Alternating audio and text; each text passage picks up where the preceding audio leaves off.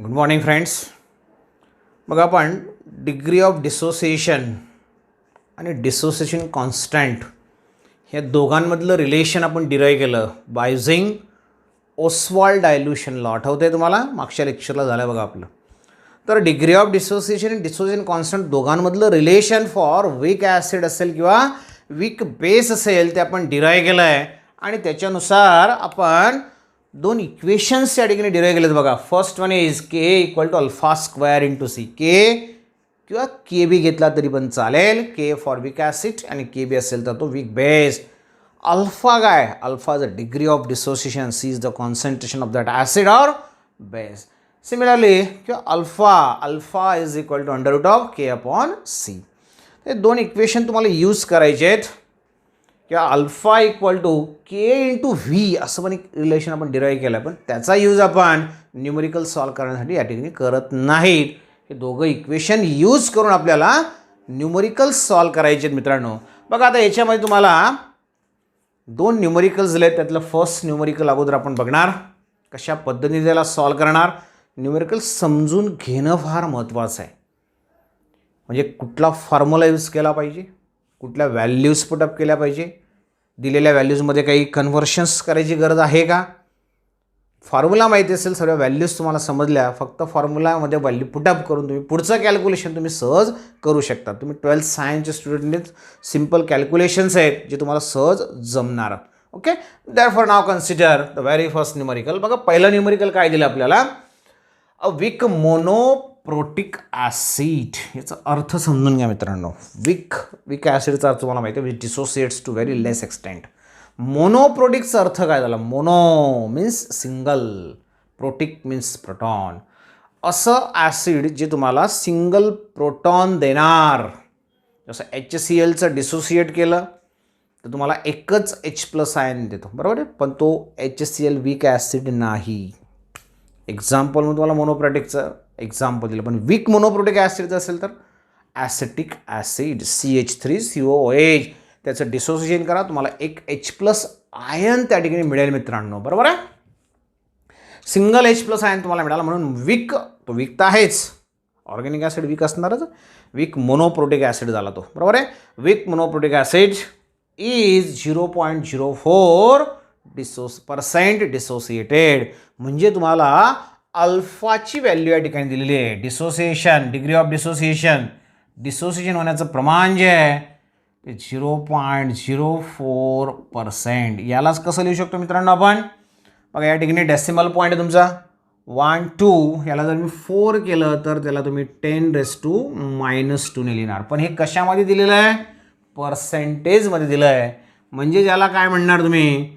4 × 10⁻² divided by 100. बघा percent काढून टाकले मी आता. मग यालाच कसं लिहिणार? 4 × 10⁻⁻4. चालेल का? हा ऑलरेडी 10⁻² आहे. 100 म्हणजे काय? 10⁻². 10⁻² वर गेला, 10⁻² झाला. लक्षात आलं कन्व्हर्शन? It's very important. तुम्हाला पर्सेंट अल्फा दिलेला होता, आपण त्याचं कन्व्हर्शन अल्फामध्ये केलेलं आहे. पुढे काय म्हटलं बघा, dissociated in 0.01 molar solution. This is the concentration of solution. म्हणजे तुम्हाला सीची व्हॅल्यू दिली बघा. C equal to 0.01 molar. याला जर आपल्याला 10⁻⁻ पॉवरमध्ये कन्वर्ट करायचं असेल तर काय करणार? डेसिमल पॉईंट या ठिकाणी आहे 1 2. 2 डेसिमल पॉईंट आपण सरकवतोय म्हणून 1 × 10⁻² मोलर. बघा दोन वेगवेगळ्या व्हॅल्यूज आता तुमच्याकडे आहेत. एक अल्फाची व्हॅल्यू तुमच्याकडे आहे, एक सीची व्हॅल्यू तुमच्याकडे आहे, मीन्स कॉन्सन्ट्रेशनची व्हॅल्यू तुमच्याकडे आहे, बरोबर आहे. पुढे काय म्हटलं बघा, calculate dissociation constant of acid. त्या ॲसिडचा डिसोसिएशन कॉन्स्टंट तुम्हाला कॅल्क्युलेट करायचा आहे. डिसोसिएशन कॉन्स्टंट म्हणजे काय मित्रांनो? Ka, बरोबर आहे. मग के तुम्हाला कॅल्क्युलेट करायचं आहे. Okay, you have to calculate Ka. ही झालं तुमचं काय दिलेलं आहे, त्याच्यात तुम्हाला काय विचारलेलं आहे, इथपर्यंत आपण बघितलं. ओके, मग आता याच्यात Ka तुम्हाला कॅल्क्युलेट करायचं. मग कुठला फॉर्म्युला यूज करणार? दिलेलं तुम्हाला केचा फॉर्म्युला काय? Therefore here it is formula आपण यूज करणार होता this one. Therefore K A equal to काय फॉर्म्युला आहे, alpha square into C. Alpha square, अल्फाची व्हॅल्यू तुमच्याकडे आहे 4 इंटू 10⁻⁻⁴ याचा स्क्वेअर इंटू सी. सीची पण व्हॅल्यू तुमच्याकडे आहे 1 इंटू 10⁻². देअरफॉर मग 4चा स्क्वेअर किती होईल, 4 इंटू 4 16, 10⁻⁻⁴ हा झाला तुमचा -8 इंटू हा 10⁻². हा 1 नाही लिहिला तरी पण चालेल, बरोबर आहे.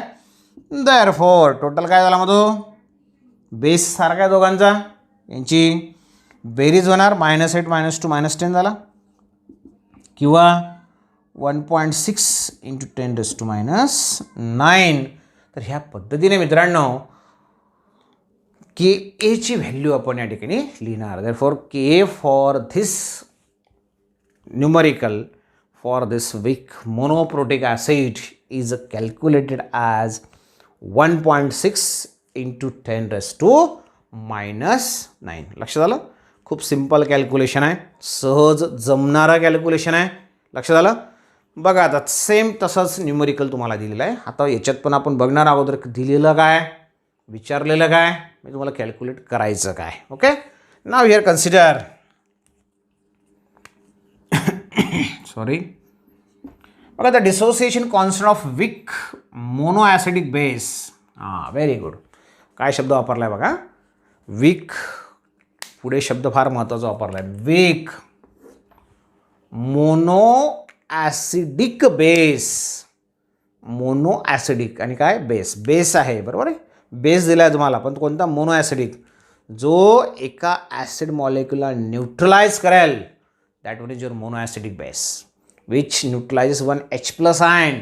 म्हणजे ज्याच्याकडे एक OH- आयन असेल म्हणून तो एक H+ आयनला ॲसिडच्या मॉलिक्युलला न्यूट्रलाइज करेल, त्याला म्हणणार तुम्ही वीक मोनो ॲसिडिक बेस. तुम्हाला बेस दिला आहे, कोणता बेस दिला आहे, BOH. ओके, त्याचं काय दिलं बघा, डिसोसिएशन कॉन्स्टंट फॉर बेस तुम्हाला दिलेला आहे. बेस दिला मित्रांनो म्हणजे काय, के लिहिणार की के बी लिहिणार, डेफिनेटली के बी लिहिणार. के बी इक्वल टू त्याची व्हॅल्यू तुम्हाला देऊन टाकली आहे 1.8 इंटू 10⁻⁵. पुढे म्हटलं आहे बघा, calculate it's degree of dissociation. तर त्या बेससाठीची डिग्री ऑफ डिसोसिएशनची व्हॅल्यू काय असणार, लक्षात आलं. मग बघा आता के बी तुम्हाला दिलेला आहे, अल्फा तुम्हाला कॅल्क्युलेट करायचा आहे. पुढे काय म्हटलं आहे, calculate his degree of dissociation in 0.08 molar solution. म्हणजे परत तुम्हाला कॉन्सन्ट्रेशन देऊन टाकलं आहे 0.08 मोलर. Got it. ओके, आता फॉर्म्युला काय वापरणार, फॉर्म्युला तुमच्या समोर बघा, अल्फा कॅल्क्युलेट करायचा आहे, alpha equal to K B upon C. Alpha equal to √, तिथं आपण के दिला आहे, तिथं आपण के बी पण घेऊ शकतो, कारण की तो तुम्हाला वीक बेस दिला आहे. K B upon C, therefore alpha equal to K B. K बीची व्हॅल्यू काय मित्रांनो बघा, 1.8 इंटू 10⁻⁵ डिवायडेड बाय सी. सीची व्हॅल्यू तुम्हाला दिली 0.08 मोलर आणि याचा स्क्वेअर रूट तुम्हाला घ्यायचा आहे. व्हॅल्यूज तुम्हाला पुटअप करून दिलेल्या आहेत. जसं या ठिकाणी बघा व्हॅल्यू आपण पुटअप केल्या, सहज कॅल्क्युलेशन आपल्याला करता आलं. तिथं मग तुम्हाला स्क्वेअर रूट बघावा लागेल, बरोबर आहे. स्क्वेअर रूट बघितल्यानंतर मग त्याचं आन्सर आपण त्या ठिकाणी सांगू शकतो. अँड बाय कॅल्क्युलेशन, मग हे सर्व कॅल्क्युलेशन जर तुम्ही केलं तर त्याचं आन्सर येईल तुमचं अल्फा इक्वल टू 0.015. कॅल्क्युलेट करून बघा, बाय युजिंग लॉग टेबल तुम्हाला स्क्वेअर रूट काढता येतो आणि मग फायनल आन्सर तुमचा आला पाहिजे अल्फा इक्वल टू 0.015. लक्षात आलं. बघा पहिल्या याच्यामध्ये आपण के कॅल्क्युलेट केला आणि तुम्हाला अल्फा दिलेला होता. इथं उलट आहे, इथं आपण के बी तुम्हाला दिलेला आहे, अल्फा तुम्हाला कॅल्क्युलेट करायचा होता, व्हाईस वर्सा उलट झाला. अजून याच्यापेक्षा काही वेगळं न्यूमरिकल असतील का, कारण की दोघं फॉर्म्युलेज आपण यूज करून बघितले मित्रांनो, बरोबर आहे ना. मग वेगळे काही फॉर्म्युलेज यूज आपण करू शकतो का, किंवा वेगळं काही कॅल्क्युलेशन तुम्हाला विचारलं जाऊ शकतं का, वेगळ्या याच्यावर तुम्हाला न्यूमरिकल्स कसे विचारले जाणार. ओके, बघा आता पुढचं न्यूमरिकल आपण याच्यापेक्षा थोडंसं वेगळं या ठिकाणी बघणार. जसं की तुम्हाला या ठिकाणी दिलं आहे, एखाद्या सोल्युशनचं कॉन्सन्ट्रेशन तुम्हाला दिलेलं आहे, त्याचा एक तर के दिलेला असतो किंवा अल्फा दिलेला असतो. इकडे तुम्हाला जसं के अल्फा दिलेला आहे, इकडे के दिलेला आहे. तसं एखाद्या सोल्युशनचं कॉन्सन्ट्रेशन दोघं ठिकाणी दिलेलं आहे. एखाद्या सोल्युशनचं व्हेरिएबल कॉन्सन्ट्रेशन जर आपण घेतलं, सोल्युशन एकच, समजा तुम्हाला एखादा विक मोनो बेसिक ॲसिड दिला आहे, ॲसिडिक ॲसिड दिला आहे, पण त्याचं कॉन्सन्ट्रेशन वेगवेगळं दिलेलं आहे. एक सोल्युशन ॲसिडिक ॲसिड, त्याचं कॉन्सन्ट्रेशन वेगळं, ॲसिडचं दुसरं सोल्युशन पण कॉन्सन्ट्रेशन मात्र वेगळं. असं जर असेल तर मग त्याच्यात तुम्हाला के किंवा अल्फा कॅल्क्युलेट करायचं असेल, तुम्ही कसा करणार. के दिला असेल तर अल्फा कसा करणार, अल्फा दिला असेल तर के कसा करणार, बरोबर आहे.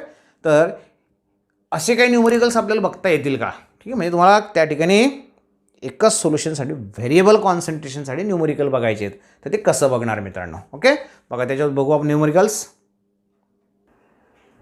बघा आता तिसरं न्यूमरिकल आपण सॉल्व करतो मित्रांनो. याच्यात दिलेलं काय बघू आपण. विक मोनोबेसिक ॲसिड, बघा मोनोबेसिक ॲसिड तुम्हाला मगाशी म्हटलं मी, मोनोबेसिक ॲसिड असं ॲसिड जे एका बेस मॉलिक्यूलला न्यूट्रलाइज करेल, म्हणजे जो H+ आयन, एक H+ आयन प्रोड्यूस करेल, एक OH- आयनला न्यूट्रलाइज करेल, that one is your monobasic acid. ते वीक असलं पाहिजे.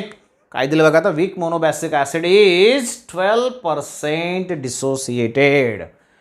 म्हणजेच तुम्हाला या ठिकाणी अल्फाची व्हॅल्यू दिलेली आहे, अल्फा इक्वल टू 12%. पुढे काय म्हटलं आहे, इन 0.05 मोलर सोल्युशन, आणि त्यावेळेस त्या सोल्युशनचं कॉन्सन्ट्रेशन आहे 0.05 मोल्स पर DM³. मोलॅरिटी दिली आहे, त्याला तुम्ही कॅपिटल एमने पण दाखवणार, मोल्स पर DM³ लिहिलं तरी पण चालेल.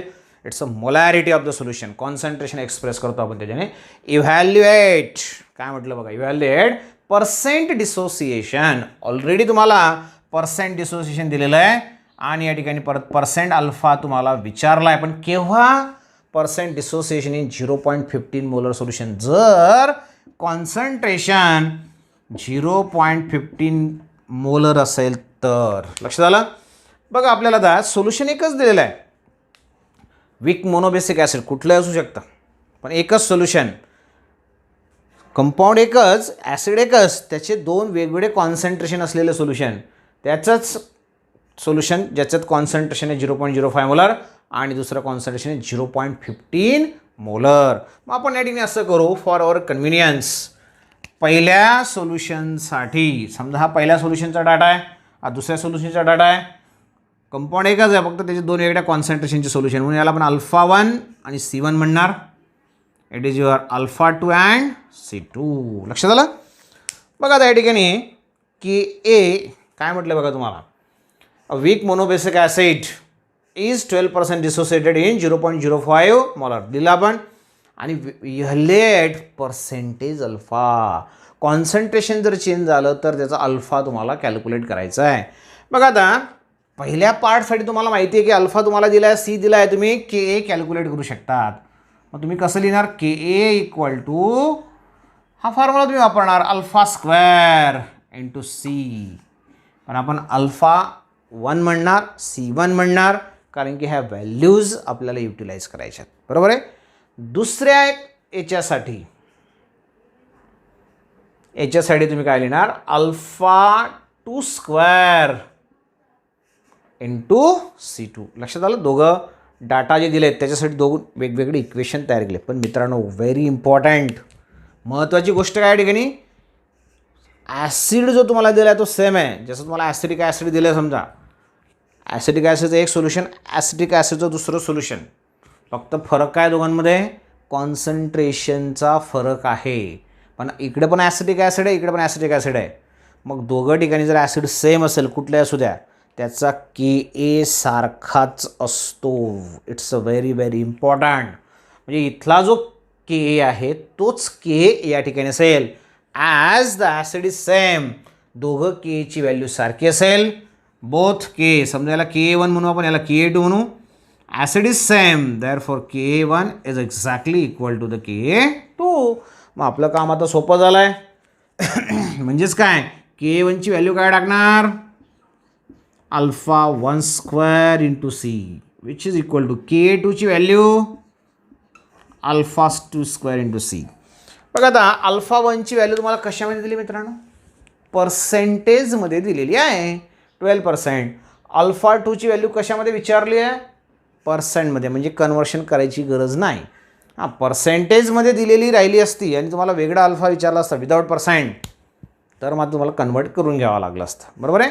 इथं दिलेलं पण पर्सेंटेजमध्ये एक अल्फा आणि दुसरा अल्फा विचारलेला पण पर्सेंटेजमध्ये, म्हणून कन्वर्शन करायची गरज नाही. Point to be noted. Okay. बघा आता दोघं व्हॅल्यूज पुटअप करा.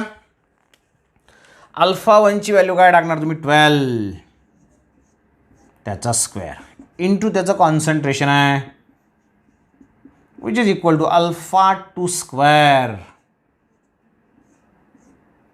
जो तुम्हाला कॅल्क्युलेट करायचा आहे अल्फाची व्हॅल्यू, त्याचं कॉन्सन्ट्रेशन मात्र तुम्हाला दिलं आहे 0.15. बघा हे सर्व जर तुम्ही आता कॅल्क्युलेट केलं मित्रांनो, आता हे सिम्पल कॅल्क्युलेशन झालं.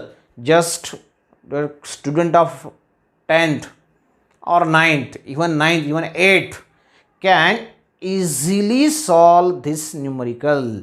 तो सहज याला सॉल्व करू शकतो. याचं कन्व्हर्शन कसं करणार आता, बघा आता alpha 2 square which is equal to काय लिहिणार, 12 स्क्वेअर तुम्हाला माहिती आहे इंटू 0.05 डिवायडेड बाय 0.15. तर अशा पद्धतीने हा अल्फा 2चा स्क्वेअर तुम्हाला मिळेल आणि अल्फा 2चा स्क्वेअर मिळाल्यानंतर finally you have to calculate alpha. Alpha 2चा स्क्वेअर मिळाला, त्याला फक्त अंडररूट करा, त्याचं स्क्वेअर रूट करा, त्याचं स्क्वेअर रूट केलं, स्क्वेअर रूट काढला म्हणजे तुम्हाला अल्फाची व्हॅल्यू मिळेल. बरोबर आहे. मग इथं जो अल्फा तुम्हाला मिळाला पाहिजे मित्रांनो, तो that one is near about 6.93% alpha ॲडिंगने आपण कॅल्क्युलेट केला. हा जो अल्फा 2 आहे याची व्हॅल्यू तुमची आली पाहिजे 6.93. बघा फर्स्ट अल्फा जो आहे तो दॅट वन इज युअर 12%. बघा एक वेगळा टॉपिक तुम्हाला या ठिकाणी सांगतो आहे, न्यूमरिकलशी रिलेटेड, पण लॉजिकली आपण विचार करत नाही. बघा अल्फा डिसोसिएशन येते, बरोबर. डिग्री ऑफ डिसोसिएशन होण्याचं प्रमाण किती प्रमाणात आहे, 12%. केव्हा, कॉन्सन्ट्रेशन काय दिलं बघा 0.05, अगदी डायल्यूट सोल्युशन आहे 0.05 मोलर, तेव्हा तो किती पर्सेंट डिसोसिएट होतो, 12. मग पुढचं कॉन्सन्ट्रेशन काय दिलं तुम्हाला 0.15, खूप जास्त आहे याच्या कम्पॅरेटिव्ह जर विचार केला तुम्ही तर, बरोबर ना. याच्या कम्पॅरेटिव्ह जर विचार केला तर इट्स 3 टाइम्स. याचं कॉन्सन्ट्रेशन जास्त आहे. कॉन्सन्ट्रेशन जास्त म्हणजे काय, तुम्ही पाणी कमी टाकणार, डायल्यूशन कमी करणार. जेवढं पाणी कमी, जेवढं डायल्यूशन कमी, तेवढं तो डिसोसिएट कमी होणार. म्हणजे तुमचं आन्सर जे आहे, जेवढं तुम्ही जास्त डायल्यूट करणार, कॉन्सन्ट्रेशन खूप कमी कमी करून जाणार, तेवढं जास्त जास्त डिसोसिएट होत जाईल. मग इथं कॉन्सन्ट्रेशन खूप कमी आहे म्हणून पर्सेंटेज अल्फा जास्त आहे. इथं कॉन्सन्ट्रेशन याच्यापेक्षा इथं काय झालं, कॉन्सन्ट्रेशन वाढलं, पर्सेंट अल्फा कमी झाला पाहिजे म्हणून तो कमी झालेला दिसतोय बघा तुम्हाला 6.93. म्हणजे आपला आन्सर आपण स्वतःच व्हेरीफाय करू शकतो. तर हे तुम्हाला माहिती असलं पाहिजे, करता आलं पाहिजे, समजलं पाहिजे. ओके. तर हे झालं तुमचं how to calculate percent alpha when the same acid is given और सेम बेस इज गिवन. एकच ॲसिड तुम्हाला दिला आहे, फक्त काय चेंज करून टाकलं मित्रांनो, कॉन्सन्ट्रेशन फक्त व्हॅरी केलेलं आहे. असं असेल तर तुम्हाला कम्पेअर करून सहज अल्फा काढता येईल. कारण की सेम ॲसिड असेल तर के त्याचा सेम असतो, सेम बेस असेल तर के बी त्याचा सेम असणार आहे. Very simple. Got it. Okay. बघा आता आपल्याला बघायचं आहे पुढचं न्यूमरिकल. हे दोघं न्यूमरिकल तुमच्या पुस्तकात पण सॉल्व करून दिलेले आहेत. अगोदरचे दोघं जे घेतले ते मात्र सॉल्व केलेले नाहीत. बघा आता पुढचं न्यूमरिकल तुम्हाला काय दिलं मित्रांनो, खूप सिम्पल आहे. फक्त व्यवस्थित विचार करायचा आहे. म्हणजे सांगतो ते व्यवस्थित आहे का. काय म्हटलं आहे, कॅल्क्युलेट. Very important. कॅल्क्युलेट काय म्हटलं आहे, H3O पॉझिटिव्ह. बघा जर तुम्ही अरेनियस कन्सेप्ट आठवत असाल तर त्याच्यात आपण एक ड्रॉबॅक बघितलं मित्रांनो.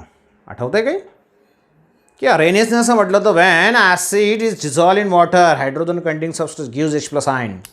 पण आपण ड्रॉबॅकमध्ये लिमिटेशनमध्ये असं म्हटलं तर never, it does not gives the H+ ion. Always that H+ ion exist in the form of hydronium ion H3O positive, म्हणजे हा एक प्रकारे तुमचा H+ आयनच आहे.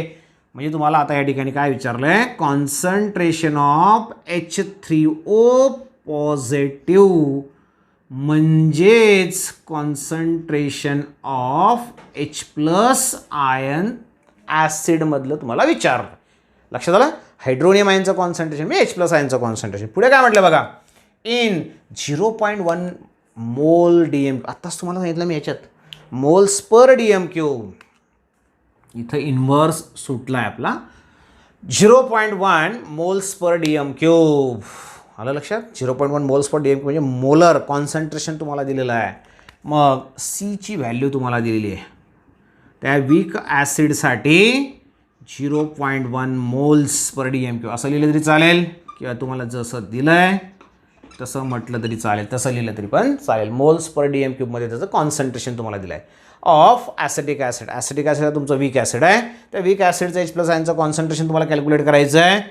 त्याचं कॉन्सन्ट्रेशन तुम्हाला दिलेलं आहे. पुढे काय म्हटलं बघा, given Ka equal to, very important, dissociation constant for this weak acid acetic acid is given. That one is your 1.8 into 10⁵. Okay.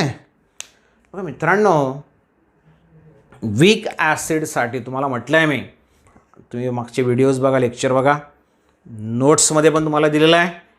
Weak acid किंवा वीक बेस, आता वीक ॲसिड असेल तर H+ आयन त्याच्यामध्ये असेल, H+ ion in the form of hydronium ion. Weak base जर असेल तर OH- ion त्याच्यामध्ये असेल. तर वीक ॲसिडसाठी किंवा वीक बेससाठी H+ किंवा OH- कॉन्सन्ट्रेशन जर तुम्हाला कॅल्क्युलेट करायचं असेल, लक्षात इकडे, for weak acid H+ ion और वीक बेस OH- आयन, यांचं कॉन्सन्ट्रेशन तुम्हाला कॅल्क्युलेट करायचं असेल, एक फॉर्म्युला तुम्हाला लिहून दिला आहे मी, and that one is your alpha into C, degree of dissociation and dissociation and in the concentration of that acid. मग तुम्हाला अल्फाची व्हॅल्यू दिली आहे का बघा, अजिबात नाही आहे. C दिला आहे, पण तुम्हाला काय दिलं आहे, Ka दिला आहे मित्रांनो. Ka म्हणजे काय, डिसोसिएशन कॉन्स्टंट फॉर ॲसिड. मग तुम्हाला जर Ka माहिती आहे तर Ka वरून तुम्ही अल्फा काढू शकतात का, बघा या ठिकाणी Ka वरून कोणता फॉर्म्युला वापरणार तुम्ही अल्फा काढणार, बघा इथे दिला आहे तुम्हाला बघा. ओके, अल्फा तुम्ही सहज कॅल्क्युलेट करू शकतात. Therefore here alpha equal to, बघा कुठला फॉर्म्युला वापरणार, इथे दिला बघा, alpha equal to under root of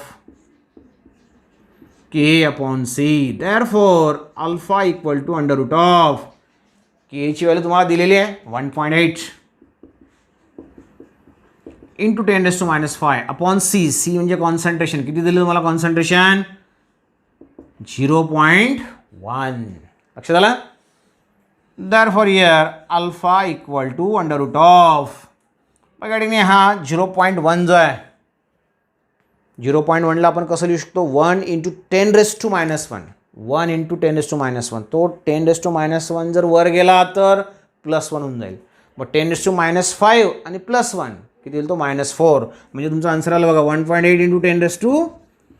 हे समजलं -4 कसं आलं, ते खूप सोपं आहे, 9वी-10वीच्या मुलांना समजेल असं आहे. कारण की याचं कन्वर्शन 1मध्ये केलं आपण, कारण की याला डिवायडेड बाय 1 केलं तर काही फरक पडेल का, नाही. मग आता 10⁻⁴ जो आहे मित्रांनो, देअरफॉर अल्फा इक्वल टू, हा जो 10⁻⁴ ह्या स्क्वेअर रूटच्या बाहेर जेव्हा निघेल तेव्हा तो असेल तुमचा 10⁻². आणि हा जो आहे 18चं रूट काय येईल, 18 म्हणजे ॲक्च्युली तो 1.8 आहे. 16चं रूट तुम्हाला माहिती आहे, 16चं रूट काय असतं 4. मग तसं 18चं रूट कसं काढणार, 18 आपण घेऊ शकत नाही, ॲक्च्युली तो 1.8 आहे मित्रांनो. तो 1.8चं रूट तुम्हाला सहज कॅल्क्युलेट करता येऊ शकतं. And here that root is 1.34. याचं जे रूट आहे ते 1.34 आहे. म्हणजे तुम्हाला अल्फाची व्हॅल्यू जी आहे ते या ठिकाणी मिळाली. आता बघा, आपल्याला ॲक्च्युअली अल्फा विचारला आहे का, नाही, आपल्याला काय विचारलं, H+ आयन विचारला आहे. Therefore finally H+ ion which is equal to alpha into C. तोच फॉर्म्युला लिहिला मी परत. अल्फाची व्हॅल्यू तुम्हाला माहिती आहे, alpha is nothing but your 1.34 into 10⁻² into C, that is 0.1. Therefore it is 1.34 into 10 raised to minus 3. कारण की हा पॉईंट 1 आहे म्हणजे काय मित्रांनो, पॉईंट 1 म्हणजे काय 10 raised to minus 1 आहे तो. 10 raised to minus 1 असल्या कारणाने हा 10 raised to minus 1 आहे, -2 आणि -1 -3 झाला. तर या पद्धतीने त्याला लिहू शकतो आपण, बरोबर आहे. किंवा 0 पॉईंटमध्ये तुम्हाला कन्वर्ट करायचं असेल तर 0.134 into 10 raised to minus 2 या पद्धतीने त्याला आपण कन्वर्ट करणार. And this is the value of your H plus ion which is present in, not actually H plus ion, this one is your actually hydronium ion H3O positive which is present in the solution of your weak acid, that is acetic acid. लक्षात आलं. बघा आता 4 numericals आपण घेतले already, 2 तुमच्या पुस्तकातले solve केलेले आहेत हे दोघं, आणि 2 असे आहेत की जे आपण वेगळ्या याच्यातून घेतले जे सॉल्व केले नाही, पण अजून एक्स्ट्रा न्यूमरिकल तुमच्या पुस्तकात सॉल्व करून दिलेले आहेत, ते तुम्ही बघा, सॉल्व केलेले बघा, अडचण असेल तर विचारा. ओके. बघा अजून एक न्यूमरिकल आपण या ठिकाणी घेतोय. बघा 5th न्यूमरिकल आपण बघतोय. काय दिलं बघा numerical, the dissociation constant of weak monobasic acid. परत हा वीक मोनोबेसिक ॲसिड आहे. मोनोबेसिक ॲसिडचा अर्थ तुम्हाला समजतो काय, असा ॲसिड जो एका बेस मॉलिक्युलला न्यूट्रलाइज करणार, एक H+ आयन असणारा ॲसिड एक OH- आयनला न्यूट्रलाइज करेल. बघा मित्रांनो, मागच्या व्हिडिओमध्ये पण तुम्हाला एक सूचना दिलेली होती मी, न्यूमरिकल्स जेही आपण सॉल्व करणार ह्या चॅप्टरमध्ये असतील, पुढच्या चॅप्टरमध्ये असेल, पुढच्या टॉपिकमध्ये असेल, what ever it may be, तुमचं वर्ष संपेल तोपर्यंत त्या न्यूमरिकल्सच्या नोट्स मात्र मी तुम्हाला पाठवणार नाही. म्हणून त्या मागच्या व्हिडिओमध्ये तुम्हाला सुरुवातीलाच म्हटलं होतं मी की जसंही न्यूमरिकल असतील तसं तुम्ही वही पेन घेऊन सोबत समोर बसा. न्यूमरिकल सॉल्व झालं, व्हिडिओ पॉज करा, लगेच ते लिहून घ्या. लक्षात आलं. म्हणून आता परत तुम्हाला ती सूचना देतो आहे, न्यूमरिकल्सच्या ह्या आजच्या लेक्चरच्या नोट्स तुम्हाला मी पाठवणार नाही, तुम्हाला त्या स्वतः लिहून घ्यायच्या आहेत. ठीक आहे, तेवढं लक्षात ठेवा.